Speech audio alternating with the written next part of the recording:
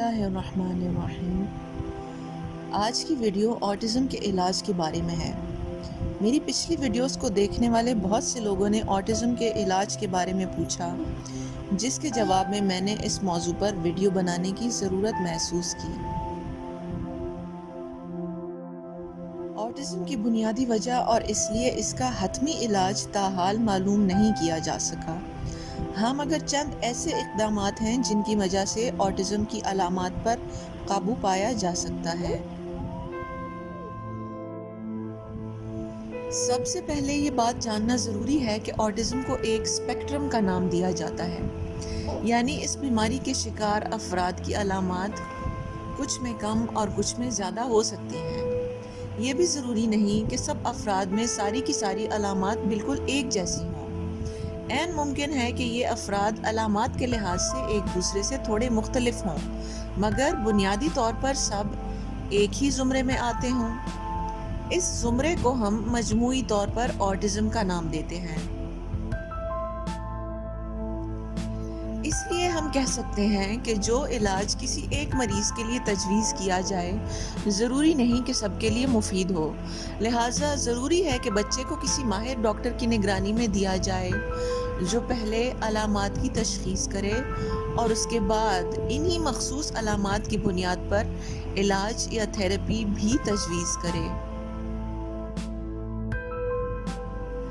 यहाँ इलाज में दो चीज़ें शामिल होती हैं, नंबर 1 दवा और नंबर 2 थेरेपी, यानी बच्चे के साथ अमली तौर पर मशगूल होकर उसको रोज़मर्रा ज़िंदगी गुजारने के तरीके सिखाना।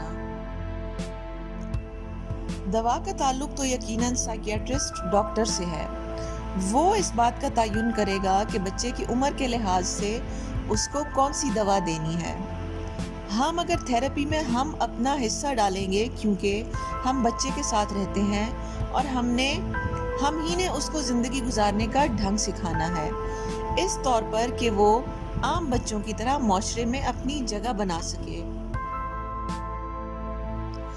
हर ऑटिस्टिक बच्चा अपनी मखसूस खूबियाँ और कमज़ोरियाँ रखता है और इन्हीं की बुनियाद पर थेरेपी तरतीब दी जाती है।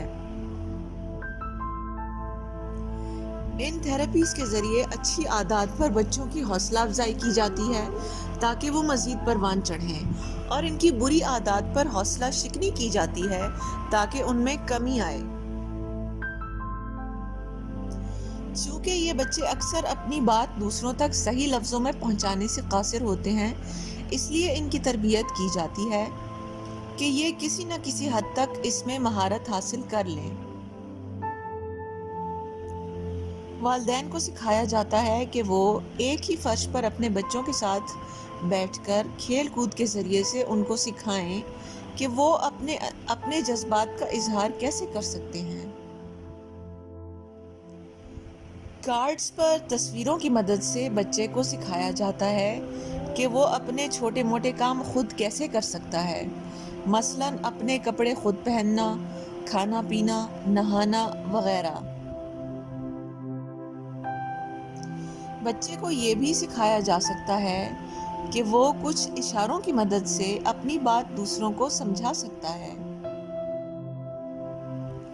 कुछ बच्चे जो शोर या छुए जाने से बहुत उलझन का शिकार होते हैं, उनको सिखाया जा सकता है कि इस परेशानी से कैसे निपटा जा सकता है। इन थेरेपीज़ को सरअंजाम देने के लिए एक माहिर डॉक्टर की निगरानी ज़रूरी है, जो पहले सही तशखीस के बाद इनका इंतखाब करेगा। उम्मीद है कि इस वीडियो से आपकी मालूमात में इजाफा हुआ होगा। आपकी तवज्जो का शुक्रिया।